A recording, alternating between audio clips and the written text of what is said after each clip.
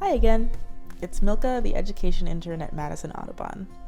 Today I'm going to share some information with you about one of my favorite animals, the coyote. Coyotes belong to a group of animals called canids. You're not just imagining it, they look pretty familiar, don't they?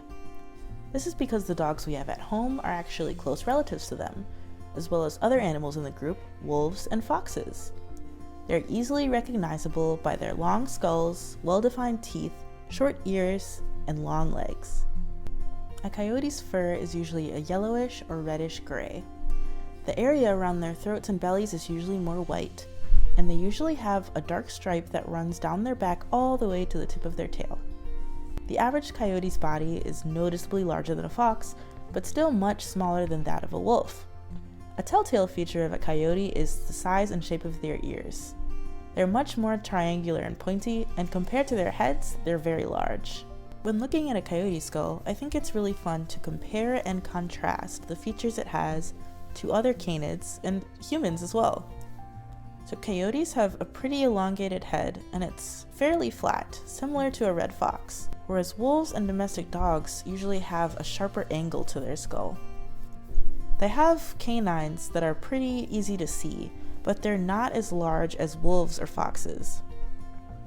They also have the telltale predator feature, front-facing eyes that make it really easy for them to chase after their prey.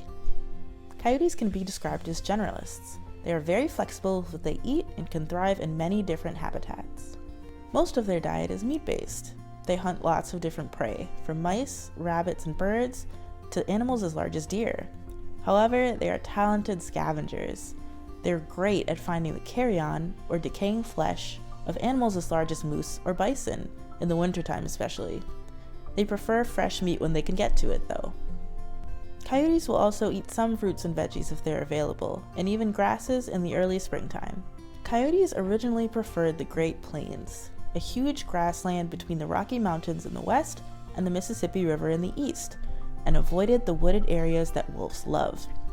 Due to human activity though, lots of this wooded area disappeared, along with the wolves that lived in them. This gave coyotes the opportunity to expand their already huge range. They moved past the Rockies, past the Mississippi, up into the Great Lakes, and even up into Canada. Now, it's hard to think of a place where we can't see coyotes. We even see them in urban areas, like Madison. The coyote appears in the folklore of many indigenous American tribes.